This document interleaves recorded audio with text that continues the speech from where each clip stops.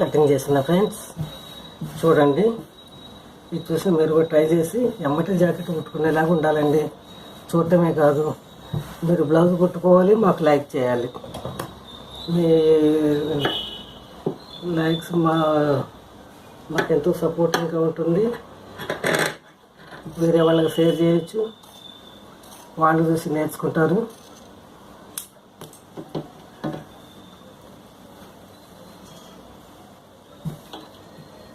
చక్కగా మన బ్లౌజ్ మనం కుట్టుకుంటుంటే ఎంత హాయిగా అనిపిస్తుందండి.